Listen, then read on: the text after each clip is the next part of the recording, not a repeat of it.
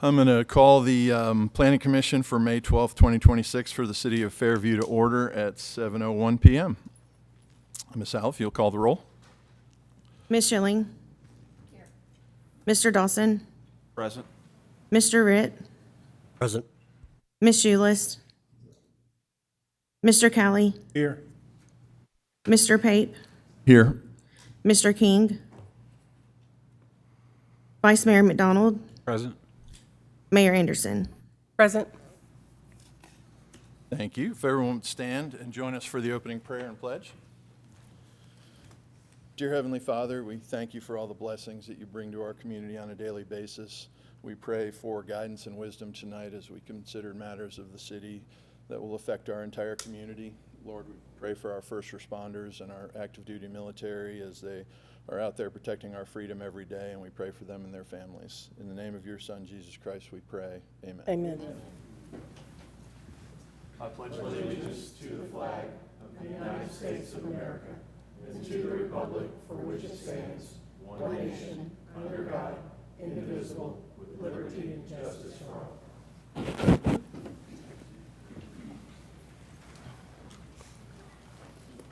Next item on the agenda is citizen comments. I understand we don't have any tonight. None. Excellent. Next item is approval of tonight's agenda. I'll entertain a motion. Make a motion to approve agenda. Second. Motion and a second. Callie McDonald. Any discussion on the agenda? Hearing none, if you'd call the roll, please. Mr. Callie. Aye. Vice Mayor McDonald. Aye.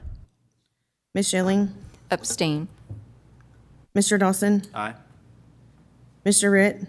Aye. Mr. Pape. Aye. Mayor Anderson. Aye. Motion carries. Let's see, how many of us are here tonight? 7, so 6-0 with one abstention. Next item is approval from the minutes from the last regular meeting. I'll entertain a motion. Make a motion to approve the minutes. Second. Again, Callie McDonald. Any discussion on the minutes from the last regular meeting? Hearing none, we can go ahead and call the roll. Mr. Callie. Aye.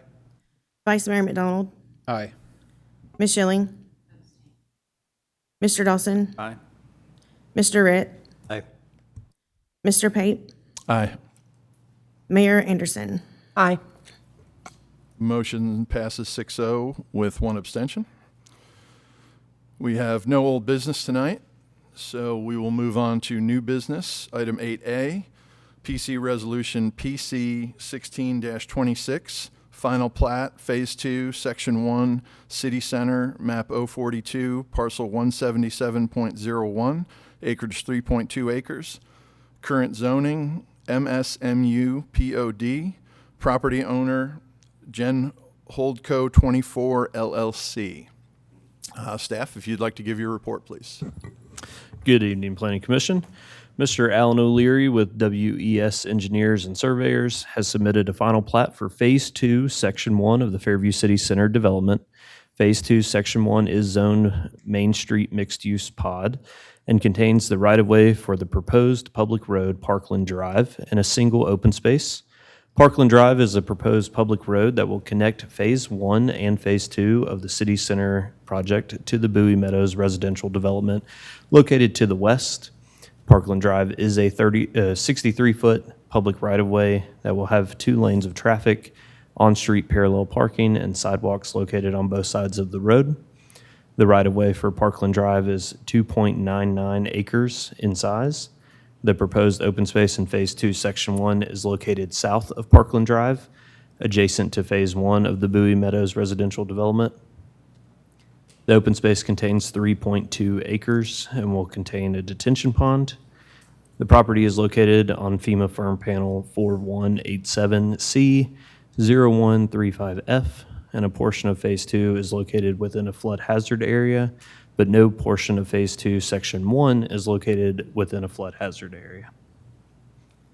Staff recommends the Planning Commission approve the final plat for the Fairview City Center Phase 2, Section 1 in order to create the right-of-way for Parkland Drive and 1 open space and install all necessary stormwater, water, and wastewater infrastructure as resubmitted on April 21st, 2026. And there is a representative tonight to answer any questions that you may have. Thank you, Mr. Greer. I'll entertain a motion to open discussion. Make a motion to approve PC 1626. Second. We have a motion and a second. Callie McDonald. Any discussion from, or I'm sorry. Dawson. Oh, Dawson, sorry. Sometimes I can't hear which direction things are coming from. My bad. Do we have a representative that would like to speak on behalf of the owner, or just let us know we're here for any questions? Great. In that case, I'll open it up for discussion to the Planning Commission.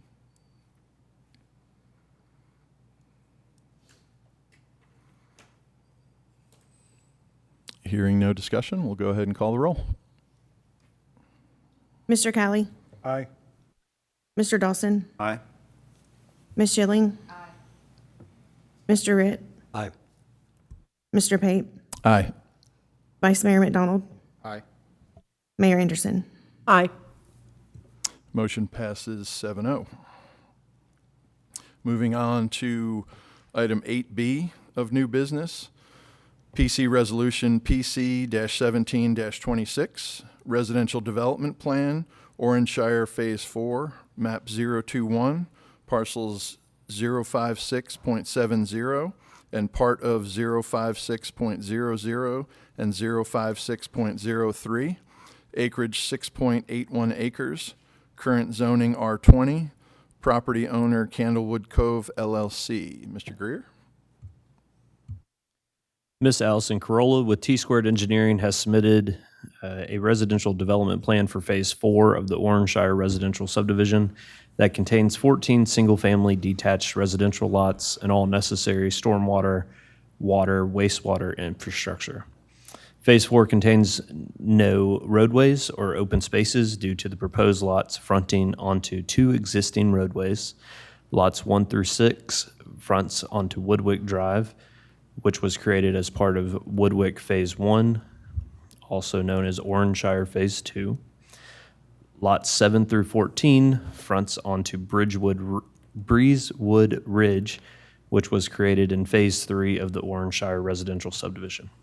The property is currently zoned R20, and no portion of Phase 4 is located within a flood hazard area. Staff recommends the Planning Commission approve the residential development plan for Phase 4 of the Orange Shire residential subdivision to create a 14-lot phase within the existing single-family detached residential subdivision and all necessary utilities, water, sewer, stormwater, as resubmitted on April 16, 2026. And there is a representative tonight to answer any questions you may have. Thank you, Mr. Greer. I'll entertain a motion. Make a motion to approve PC 1726. Second. Motion and second, Callie and Dawson. Ms. Corolla, if you'd like to say anything on behalf of the applicant. Allison Corolla with T-Square Engineering. We're located at 111 Southeast Parkway Court in Franklin, Tennessee. Just here to answer any questions you may have. Thank you, ma'am.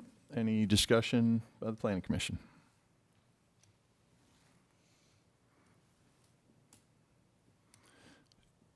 I just have one quick question. It didn't look like there was any stormwater management shown on this. Is that handled by one of the ponds from one of the other sections? It is, yes, sir. So that was accounted for in both Orange Shire Phase 1 and Orange Shire Phase 2. So there's a pond located just to the southwest and just to the east of the property, and all of the lots will drain to one of those two ponds. Great, thank you. Any other questions? Hearing none, we can go ahead and call the roll.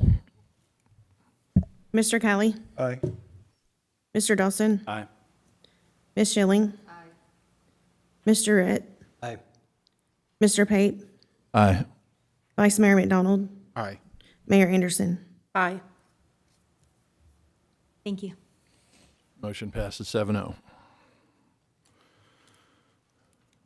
Moving on to new business, item 8C, PC Resolution PC-18-26, Residential Development Plan, Beckland Heights, map 042, parcel 052.00, 015.00 and 053.00. Acreage 53.16 acres. Current zoning R20. Property owner Cunningham Construction and Development LLC. Mr. Greer. This project you've seen a couple times. They brought in a conceptual plan a few months ago.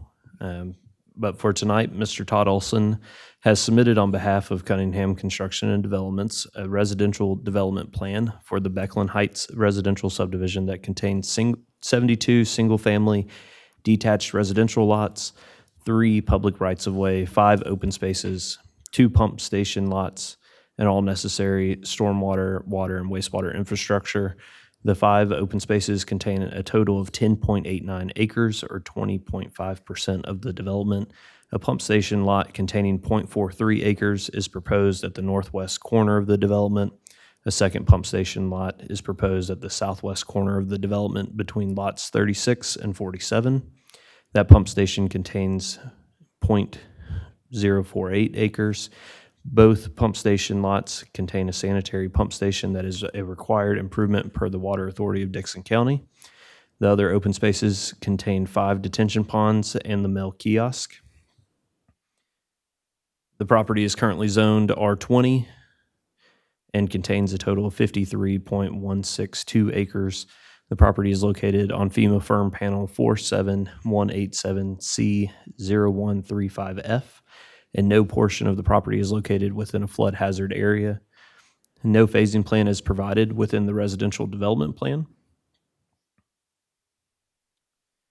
Staff recommends the Planning Commission approve the residential development plan for the Becklin Heights residential subdivision to create a 72-lot, single-family detached residential subdivision, 3 public rights-of-way, 5 open spaces, 2 pump station lots, and all necessary utilities, as resubmitted on April 17th, 2026.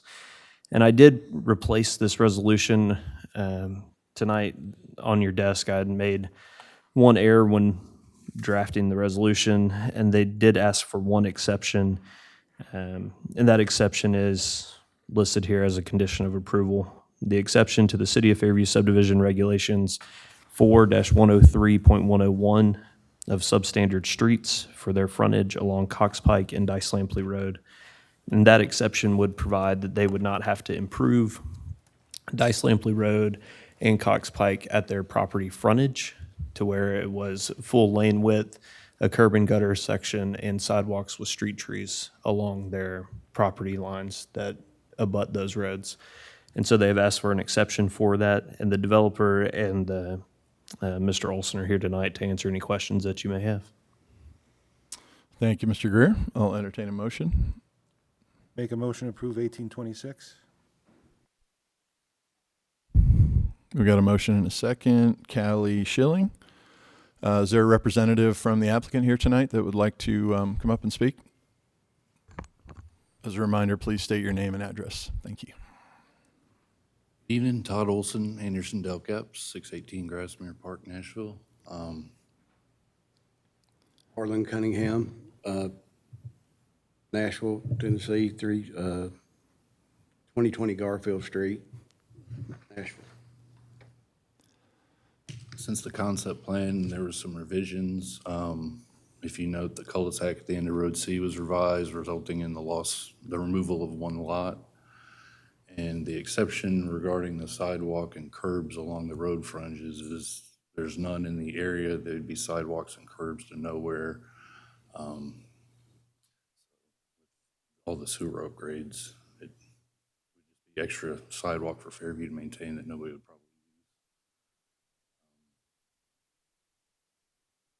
If you have any questions. Thank you. Any questions or comments from the Planning Commission? I have one. So the Pinecrest subdivision, or Pinecrest Court, does anyone on the board remember what the lot size are for those in comparison to these proposed lots? If no one knows, I can look it up, but. Pinecrest Court is zoned R20. It's They are. approximately a half acre. Okay, thank you. That's all I had. Yes, sir. I'm sorry, I developed that property too, and it was on R20. Yes, sir. Yeah, I'm looking at lot 12, and it just kind of sticks out like a flag, and that's not allowed. Flag lots aren't allowed, so. I mean, it's in the regs, so. It's got the minimum road frontage. Yeah, but 50 flag feet. lots aren't allowed. Doesn't matter, you know. I think there was exceptions allowed, possibly. I'd have to check. Mr. Greer? Within the subdivision regulations 4-110.2 for lot dimensions, item 3 states that residential flag lots shall generally not be permitted, except the Planning Commission may waive the requirement if it finds that due to unusual conditions, limited area for lot frontage on a street is available, or if any of the following conditions are met. The proposed lot fits into the character of the area and are consistent with the general plan. All minimum standards of the zoning ordinance shall be met. Up to 3 lots are proposed. The residential unit on the lot with frontage comparable to other lots in the area shall face the street. The flag lot private drive and/or access easement shall connect to a street. The flag lot private drive and/or access easement shall be at least 10 feet wide for its entire length. The flag lot shared access easement shall be part of one non-frontage lot and under the same ownership as that lot. And so as I read that, the Planning Commission has the authority to place a condition on their approval tonight to not allow any flag lots, or they may waive the requirement if they find that this plan meets the conditions that I just read.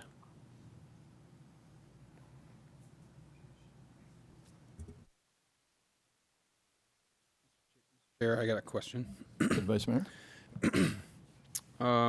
Looking at the little stub road there that goes to, looks like lot 21, 22, 23, 24, and 25 at the very top of the map.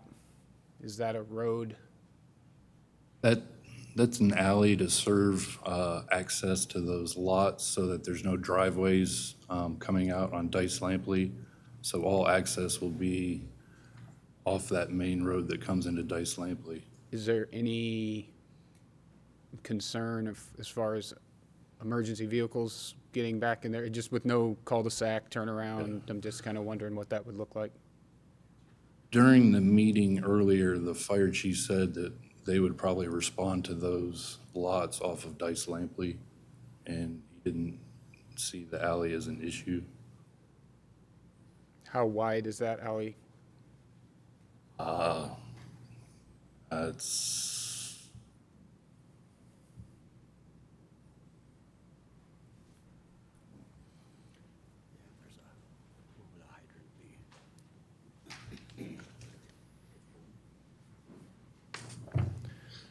Reason I'm asking for the width is just naturally, right, people will parallel park on the side of the road and that sort of thing, and if it's not the standard width of a road, I would imagine it's gonna be a It's problem. at least the minimum width per the Fairview.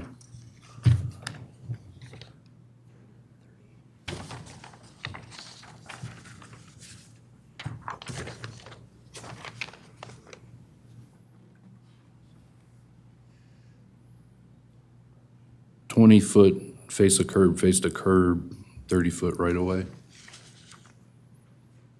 I think is the typical dimensions called out for alleys in the subdivision regulations.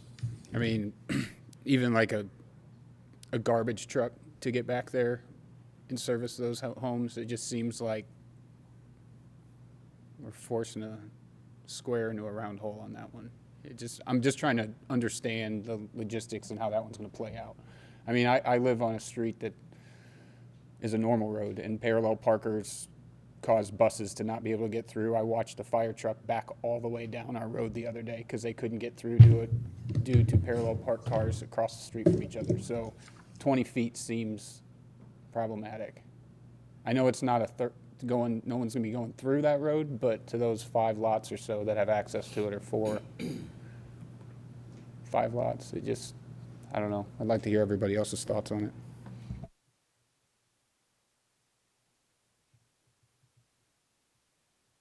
Comments or questions? Mr. Got Bass? one. So you said that 22 through 24 is going to be accessed off Dice Lampley? That's where the driveway will be? No, the driveways are off that alley. That was the whole reason of putting that alley in that he was just asking about. It was to prevent driveways, front entry driveways coming out onto Dice Lampley, so that the only entrance off of Dice Lampley is the Road B. So 36 through 41, though, will be on Dice Lampley, is that correct? That's the other subdivision at Pinecrest, and their lots, driveways do Okay. come off of the, All right, on Those the are Dice existing. Lampley. got you. The reason why the alley was put there, I think the staff recommended to do that, is the reason why we put the alley in. I'm happy to shed some light on the alley piece as well.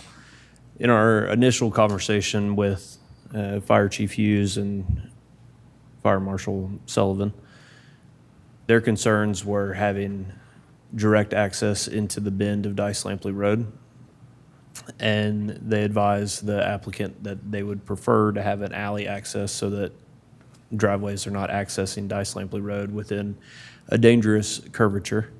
However, for them, they do require a 20-foot unobstructed pathway, which is where the 20-foot alley comes, and that they would advise our department that they would fight any fires or any rescue equipment that would be utilized would be parked on Dice Lampley Road, and the homes would be accessed from the front of the home, not from the rear. So were we going to tell those residents that they can't put a fence up in their backyard? I mean, if they put a fence up, there's no way to access their house at that point. I mean, they would have a driveway in their backyard to access their garage. So likely they're not putting a fence up. So there would be access off Dice Lampley to those properties? It would be pedestrian access off of Dice Lampley. It would not be vehicular access off of Dice Lampley. Their only vehicular access would be from the rear of their property. I think that's making an assumption, if I'm correct, that all the houses are still going to face Dice Lampley, but the access will be from behind, I think. Correct. And that was the intention, I believe, from the developer when we spoke, just like how Pinecrest, all of the homes face Dice Lampley. It would be a continuation of that design of facing Dice Lampley, but it would have rear access to those homes. It'd be rear-loaded, essentially rear-loaded lots, and there's one of the notes on the development plan says no driveway access off of Dice Lampley, so they only can do their driveway off the alley.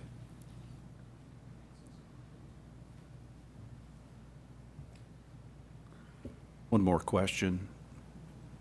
So I heard you say once again that 20 feet for access for fire equipment, ambulances, et cetera, if you do park a vehicle, that will diminish that by, 15 feet at that point. So I guess in reality, we can write that off for response for public safety. If there's not something that is going to be in place for somebody to park a vehicle on the side of the road there. Okay. A comment.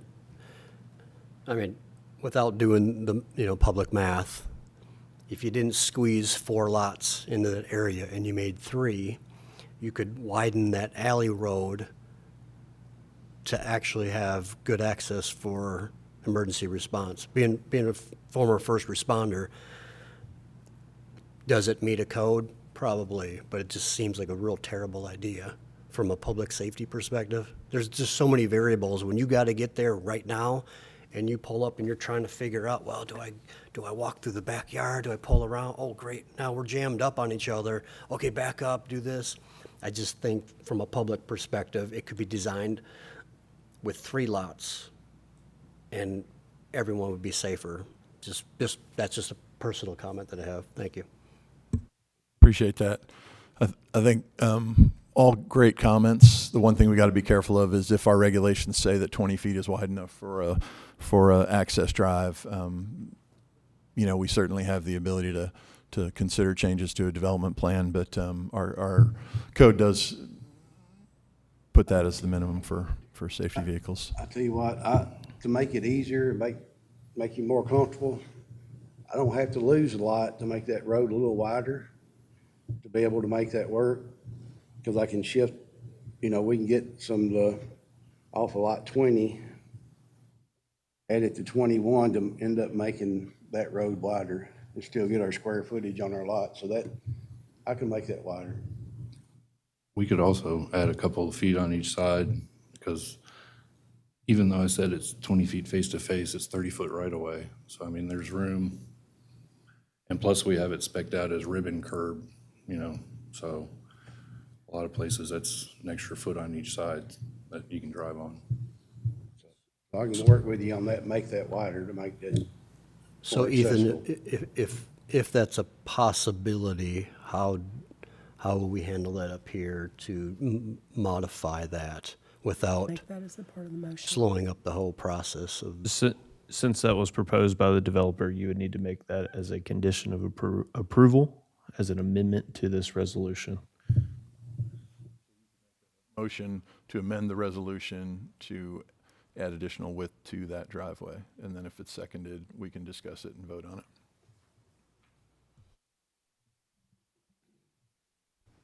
I will state, just for your information purposes, for an aerial apparatus within the fire department, the International Fire Code requires a 26-foot unobstructed width for them to operate an aerial apparatus, which would be a ladder truck, which is their largest apparatus that we currently have in the fire department.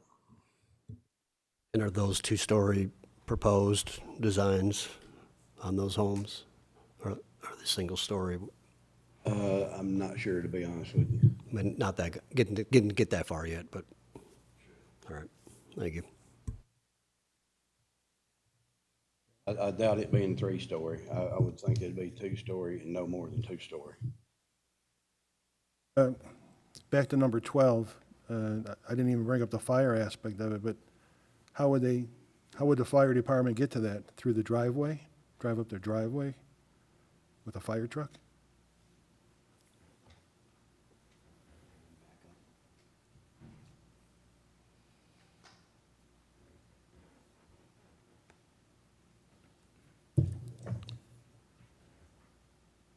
I guess for you guys, how much do you need numbers 12 there?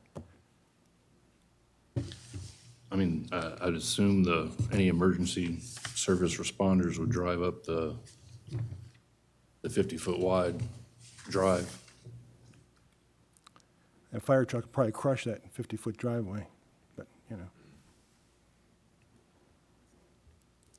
Again, how bad do you need number 12 is my question. To be honest, Dixon Water Authority has added another pump station to me on this project, which is 2 pump stations now. They've also come back, and I was supposed to have been able to put in grinder pumps. Now I'm having to put gravity flow in the whole neighborhood, and it's costing me a lot more money to do the infrastructure. Still got to do all the off-site force main going all the way down the Hall Road, so they've added a lot of cost to the project. And I didn't know anything about that until the last staff meeting. So that was kind of a surprise thrown at me. And we did lose we lost a lot when we worked on the shortening up the cul-de-sac on the, on that front road up there. We lost lost a lot there, so.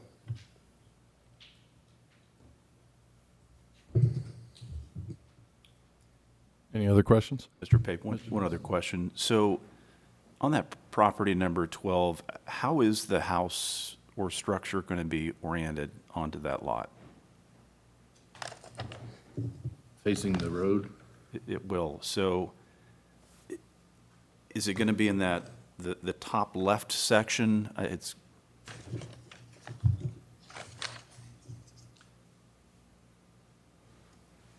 just a, Should be looking right straight down the roadway there, the 50-foot. I've done the same thing over at Sweetbriar. And when I first done that, the Old South brought those properties from me too. And one of the first things they said was, what are we gonna do with that lot? Everybody that bought in there was looking at that lot before they was well, not everybody, but most people was looking at that lot because they liked the thought of it being back further. That lot sold quick over there, and it wasn't a hindrance.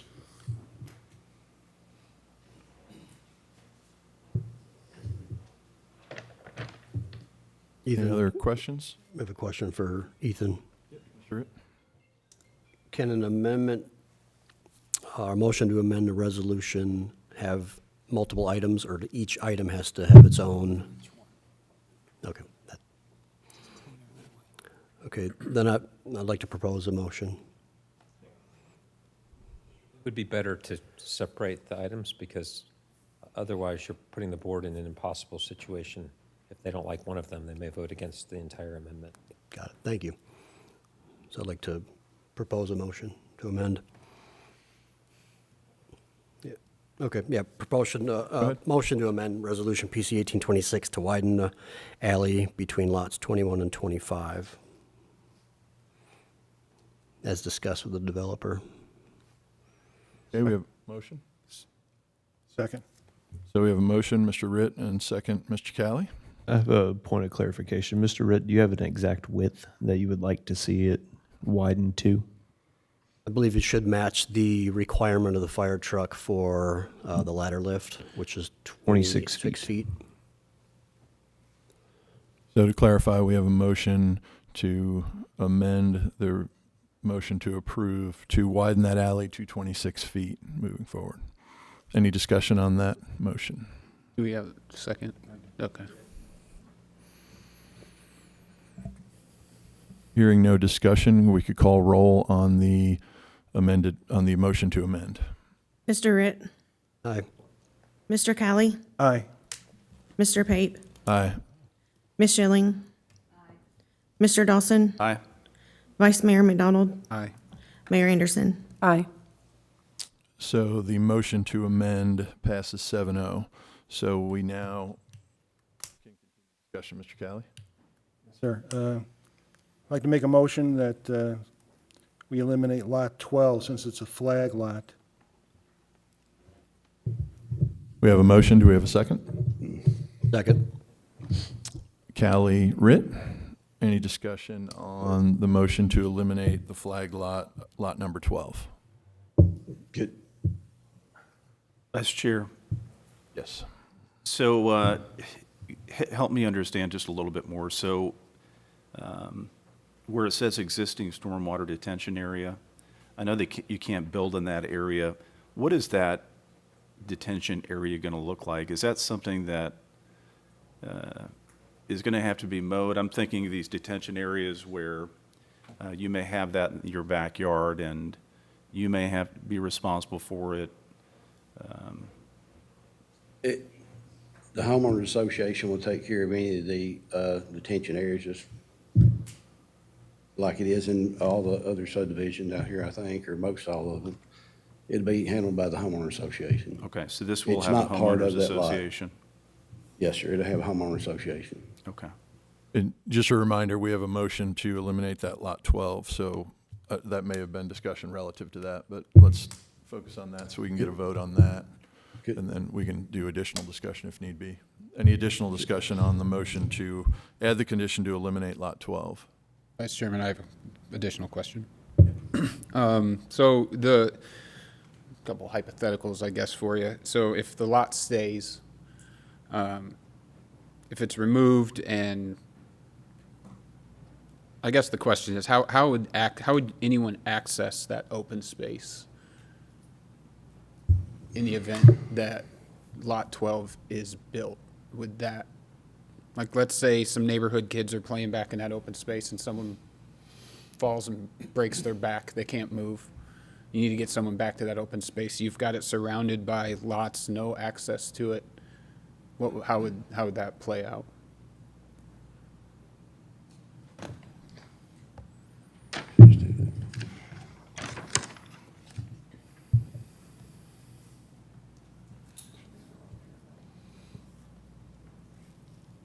We could put an access easement up that 50-foot wide section.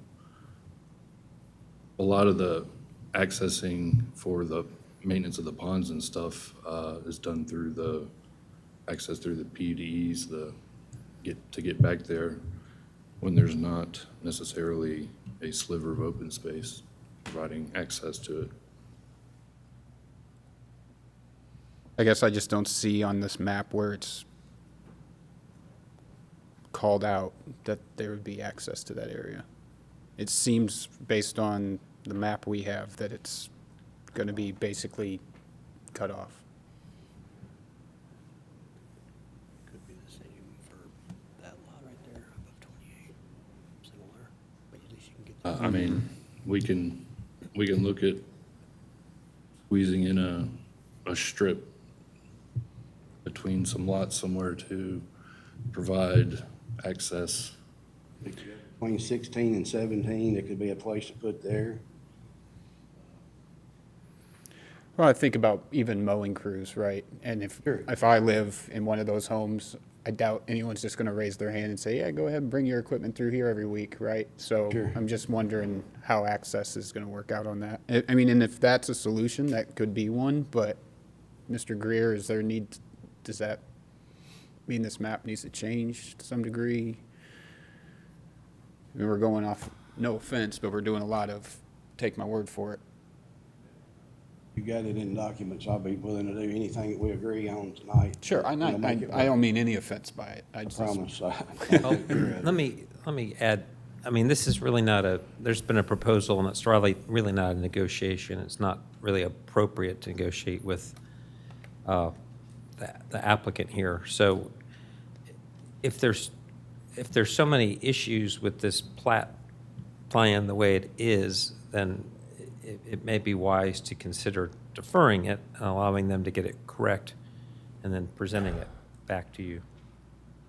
But I'll just add that for your consideration. I don't know what Mr. Greer's response is, but that seems like a fairly crucial element if there's not a easement to access part of an area that's going to need to be maintained.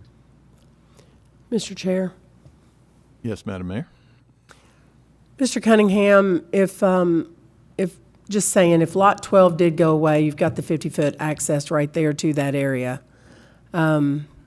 Is that a big deal to you that that lot wouldn't happen and then you'd already have the access right there to that area?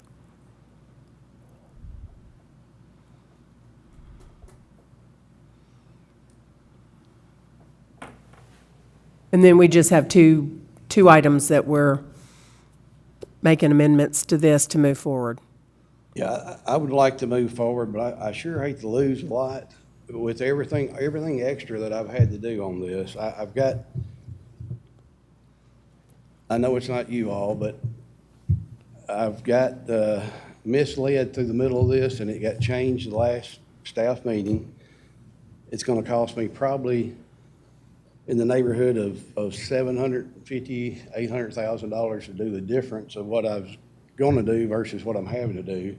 Losing another lot makes some difference. I've got time as a factor also, because I've been, to be honest with you, since I've been coming up here, I've got about 1 year and 4 months invested in this, or 1 year and 5 months. So I've got people that's antsy, ready for me to close. And I need, like I said, just need to get to the point where I can hopefully start development. And regarding accessing the detention ponds for maintenance and stuff, there's PUDE easements along each lot line. And it's been done before in common that's how things are accessed for maintenance. If you look at the existing pond in Pinecrest, just in the bottom west corner, that's where their detention pond is. And it has a PUDE going up with a larger PUD in the rear because the detention pond is actually on those lots. But that's how it's accessed for any sort of maintenance, is through that strip down that lot line. Vice Chairman, may I? This one could be accessed between lot 13 and 14 you've got the pipe already in that's gonna be in ground. You could access it that way to get to.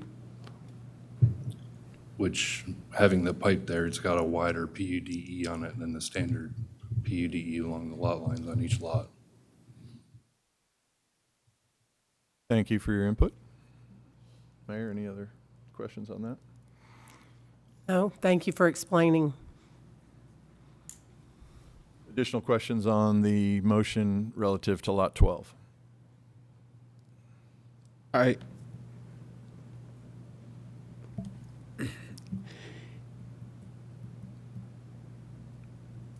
have no doubt that you guys would figure it out. I'm just uncomfortable not having clarity. I mean, the point you made, that PUD is clearly defined on the map in the existing neighborhood, it's just not on yours. And I'm just wondering, Between lot 13 and 14, like he said, it's wider there. That would be the ideal spot for that access. I mean, just playing devil's advocate here. Lot 13 and 14 decide to put fences up between their properties. They won't be able to if I put on the plat that it, Correct, if it's on there. I'll put it on the But plat. I'm just wondering how we move forward, ensuring that, again, this isn't because I don't trust you, I'm just proper way to go forward with that being marked on the map and still be able to move forward this evening. Just, I'll ask staff to kind of jump in on that. I mean, those PUDEs are shown on the plan. If it goes on the plat, that becomes an easement, and people cannot build obstructions in easements that are platted, correct? Correct. People cannot build obstructions within easements that are platted within the city of Fairview. Okay. And is it common practice that if it's shown on these plans, that you guys will then require it to show up on the plat? And yes. And Bree, do you mind putting ClickShare up? I know it's hard to see on a full overall viewpoint, but I've got this zoomed in pretty well. So between lots 13 and 14, so you have your setback lines, and then this dashed line is where the PUDE would be. So if you look at lot 15 and 14, you see that they're 5-foot PUD easements along the property line versus between lots 13 and 14 where Mr. Cunningham spoke. They have a pipe there, so that easement is a 10-foot easement on each side of the property line for a total of a 20-foot easement between lots 13 and 14. Thank you for that clarification. Around what date did we start doing fence permits in the city? April 2nd, 2026. We began issuing fence permits in the city, well, April 3rd, 2026, with the passage of the development code. Additional questions or comments on the current motion relative to Lot 12? Hearing none, let's call roll. Did you have one, Mayor? Can you Can you repeat the motion? repeat the motion? Yeah. Oh, So the motion is to eliminate Lot 12. Yeah.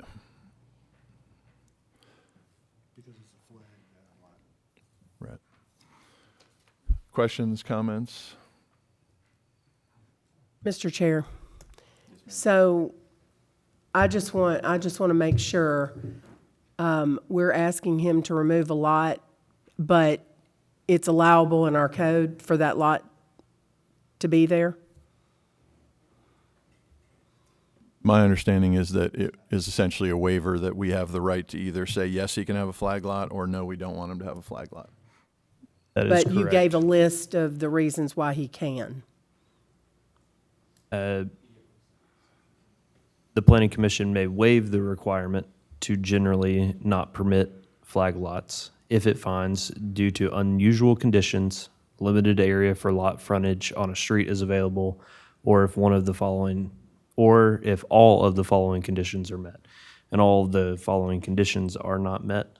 They have met a couple of the following conditions, but not all. So the planning commission has the authority to waive the flag lot permission, or to uphold the document as it stands. Clarify everything? Any other questions or comments on the motion relative to removing lot 12? With that, let's call roll on that. Mr. Kelly, Aye. Mr. Ritt, Aye. Mr. Pape, Aye. Ms. Schilling. Mr. Dawson, Aye. Vice Mayor McDonald, No. Mayor Anderson. No.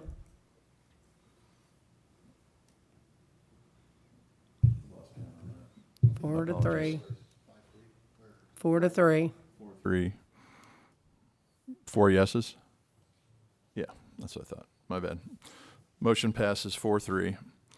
So now we're back to any additional discussion on the overall approval with the 2 modifications.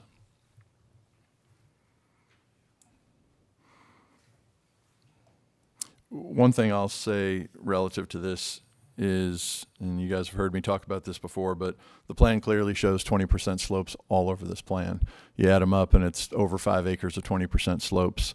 And we don't have to go too deep into the logistics, but section 13 of our zoning ordinance protects hillside slopes, and all that stuff's in there, and there's lots of different ways to consider it and not consider it, but there's several sections, particularly 13-102.1, 13-101.3, that says anything with 20% slopes or greater should be left as open space.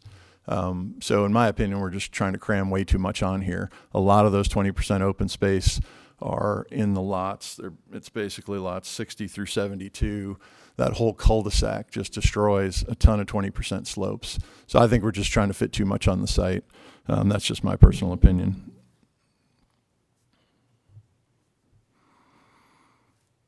Any additional comments or discussion before we take a vote?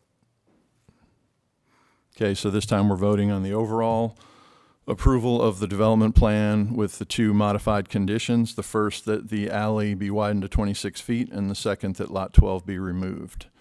If you want to. Mr. Pape, for a point of clarification, there are 3 conditions of approval. The first one was included in the resolution, the exception to the City of Fairview subdivision regulations 4-103.101 for substandard streets for their frontage along Cox Pike and Dice Lampley Road. Thank you for correcting that, Mr. Greer. Go ahead and take a roll. Mr. Kelly, Aye. Ms. Schilling. Mr. Dawson, Aye. Mr. Ritt, Aye. Mr. Pape, No. Vice Mayor McDonald, Aye. Mayor Anderson. Aye. Motion passes 6-1. Thank you.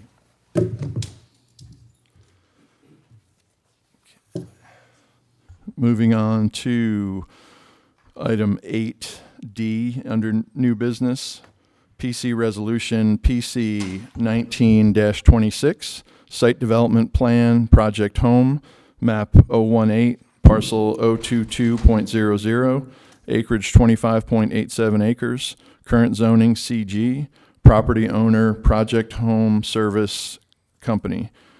Mr. Greer. Ms. Allison Corolla with T Squared Engineering has submitted on behalf of the property owner a non-residential site plan to construct 5 non-residential buildings totaling 126,945 square feet. The property is located at 1395 Highway 96, contains a total of 25.87 acres, and is zoned commercial general. The development is shown to be completed in 4 phases, with 2 buildings proposed in Phase 1 and a single building proposed in Phase 2, 3, and 4. The Phase 1 buildings include a 21,875 square foot office building and associated parking lot, as well as a 30,000 square foot maintenance building. There is also a 5,000 square foot office building attached to the maintenance building. Phase 2 of the project includes a 30,000 square foot expansion to the maintenance building proposed in Phase 1. Phase 3 includes a 30,000 square foot warehouse, and Phase 4 includes a 10,070 square foot fabrication building. Other structures included in Phase 1 are a wash bay, a fuel island, and 2 double-walled above-ground storage tanks. The development is also proposing 2 above-ground dry detention ponds as part of their stormwater infrastructure. Staff recommends the Planning Commission approve the project home non-residential site plan in order to construct 5 non-residential buildings totaling 126,945 square feet, along with all required parking, stormwater, water, and sewer infrastructure as resubmitted on April 16th, 2026, with the following conditions of approval that are included in Resolution PC 1926. 1, above-ground stormwater detention exception request. 2, design review manual 70% brick for all elevations exception request. 3, design review manual 6-foot sidewalk exception request. And 4, a tree bank exception request. And there is a representative tonight to answer any questions you may have. Thank you, Mr. Greer. I'll entertain a motion. Make a motion to approve PC 1926. We have Callie and Schilling. If the applicant would like to get up and introduce themselves. Evening, Allison Corolla with T Square Engineering. I appreciate Mr. Greer's introduction. Here to answer any questions you may have. This is a unique development. It was submitted under old code, so it is regulated by old code. There are a handful of exception requests that we believe just really fit the site, given the nature of the development. Again, here to answer any questions you may have. Chair. Thank you. Mayor? So I just wanted to point out, I visited this site where the buildings are going to be. They're not visible from the road. As in other developments that are commercial that are not visible from the road, the above-ground detention and the exception for the brick, I believe, is suited for this project. Also, the tree bank fund will receive about $375,000. Yeah, $375,000 into our tree bank fund to allow for that. So I just believe this is a good project and the exceptions are warranted. Thank you, Mayor. Any other comments, questions? Just one thing I'd like to know, so the exception to the facade requirements is only for the buildings at the rear, as the code currently states that all buildings within the site must maintain that 70% of frontage. The office building actually does maintain brick facade.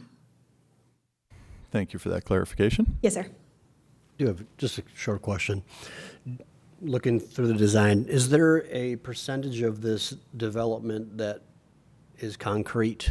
Can you kind of just give me the numbers on that? Absolutely, yep. So if I believe it's C-2.6, don't quote me on that, that's the resource protection plan, but that indicates the ISR, which is the impervious surface ratio. We're allowed about 70% of impervious surface ratio once you accommodate for the existing slopes on the site. We're only proposing about 50%. Yes, sir. And I would like to note that that also includes gravel. Gravel is inherently pervious in some nature, but we went ahead and included that just for ease of calculations. Thank you. Yes, sir. Other questions, comments?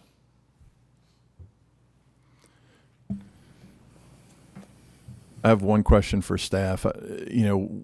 This is certainly a unique project. There's not really much information on exactly what they do.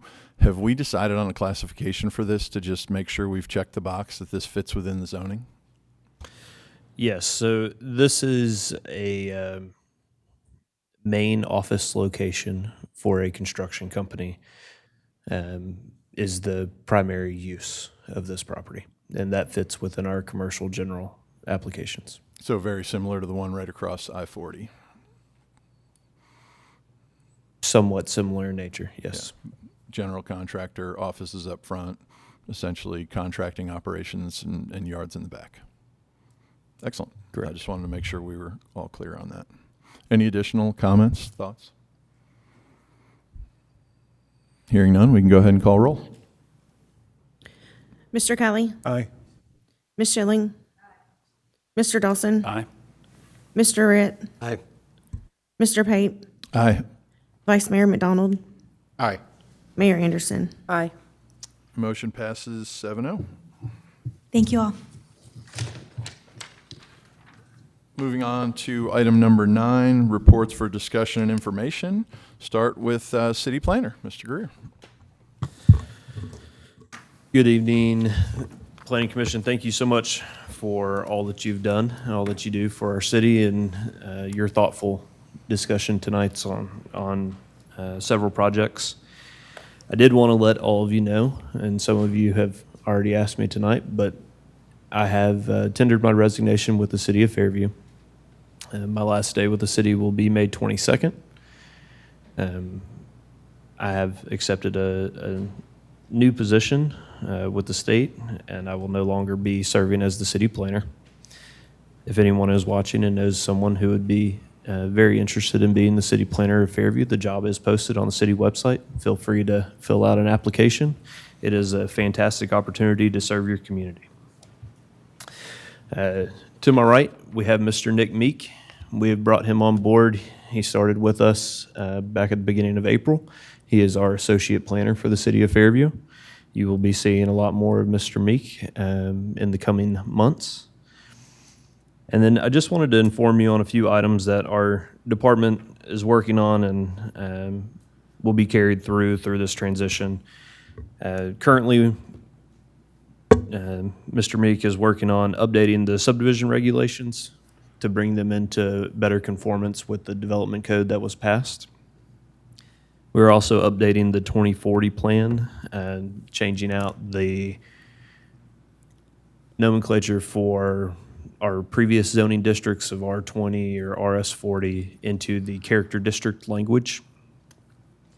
And then as a department, we've also been working with GovWell for implementation for a citizens concerns portal that will be coming online within the next week on the city website, where citizens will be able to submit stormwater concerns, code concerns, and public works concerns such as potholes or stop signs missing or road signs missing. And those will be able to come directly into our department with pictures or information that citizens can provide so that we can adequately support our town.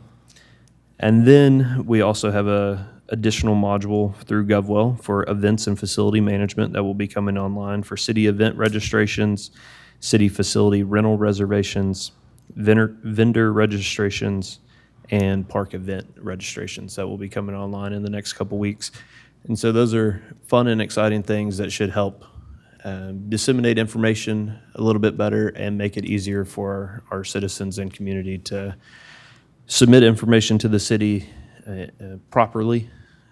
I know one of our challenges that we've had internally is folks call in with stormwater concerns and they want to submit a video, but the video is too large to send in an email.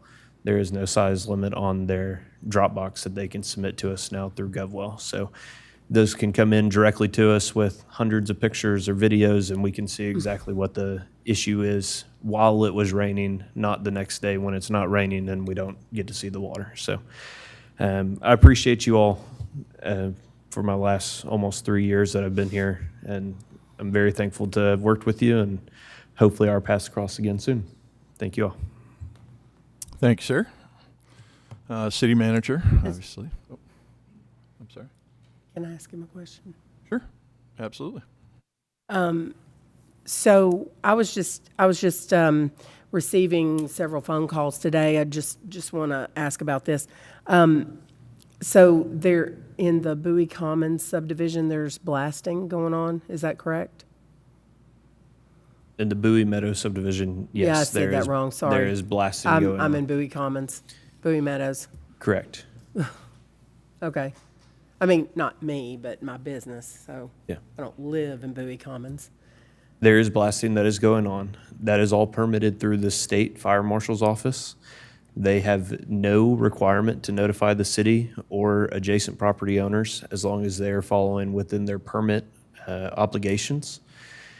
In fact, the fire marshal's office actually advises that they don't notify so that people aren't on site procuring detonation devices from the contractor. And so they are doing some blasting in Bowie Meadows Phase 2, and there will likely be some blasting that happens within City Center Phase 2.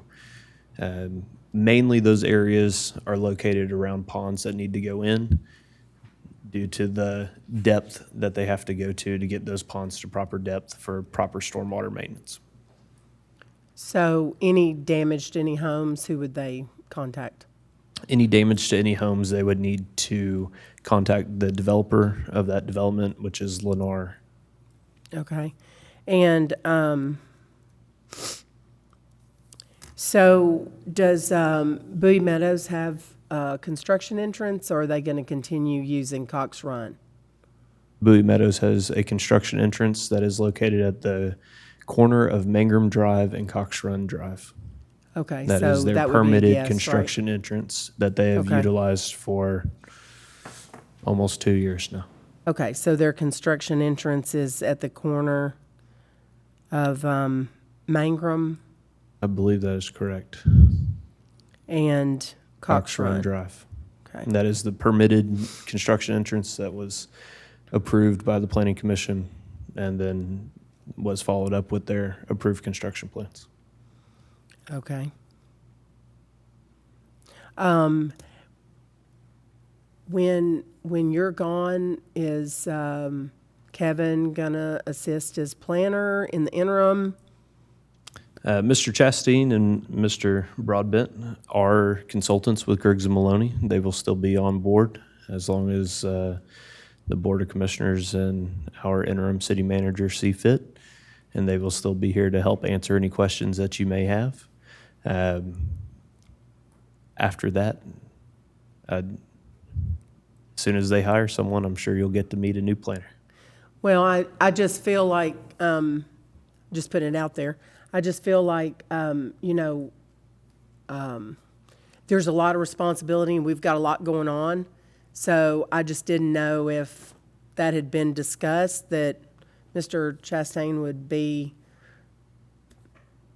working with us, since he knows all the projects and he's been working with us, and he was our planner basically before you were certified, right? He will continue to be here in.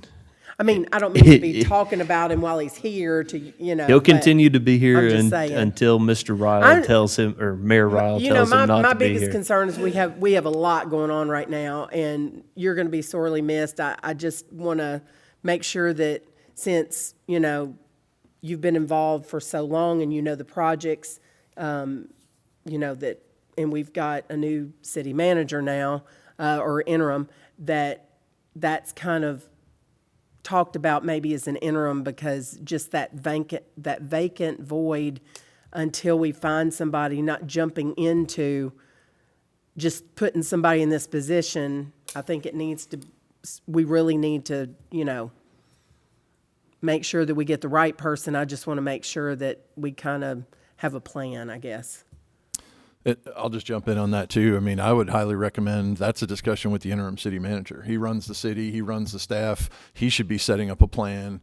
It's not, I mean, we can't leave it to Mr. Greer to set up a plan. Well, if and he's I'm gonna not have to go. really, I'm not asking Mr. Greer to set up a plan. I guess my question's more, has that kind of been, since y'all are our consultant, is that kind of the thing where, I have discussed with Kevin that he would be more involved over Okay. the That- next okay. coming That few answers- weeks I'm as not they are trying working to to- I'm fill not my trying to position. put a plan in place.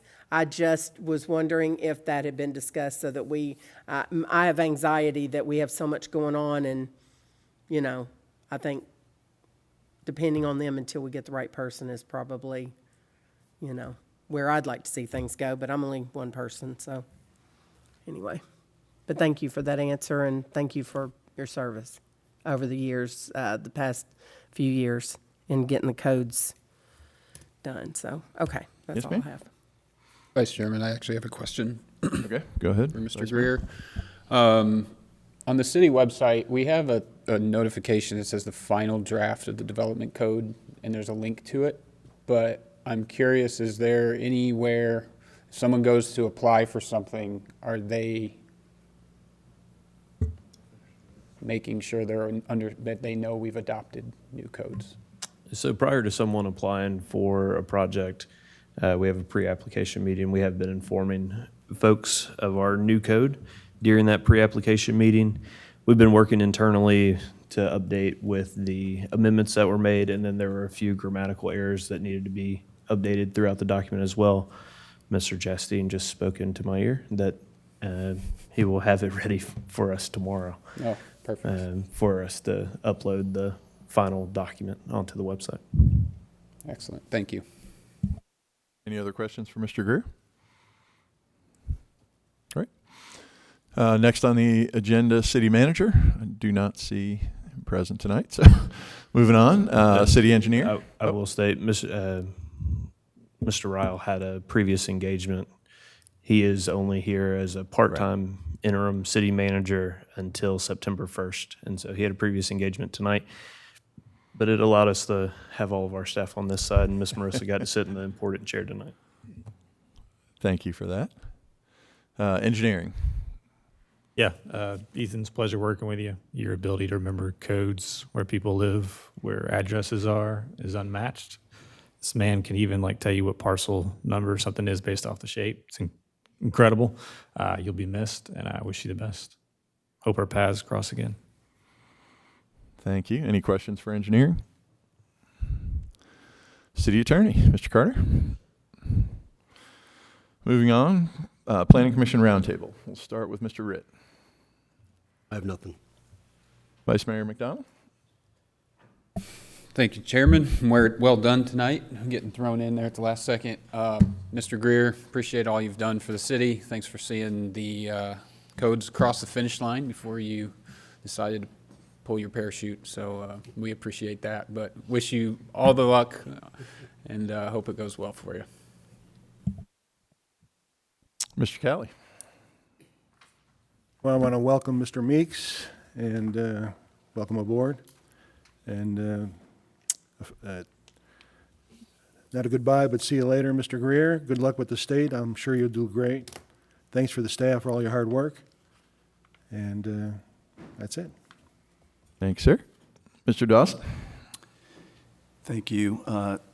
Mr. Greer, thank you for all of your wonderful work with the city. I know that the city planner position is a huge job, right? Get a lot of thanks. You get a lot of fingers pointed, and we want to thank you, especially during the time of going through the rezoning process.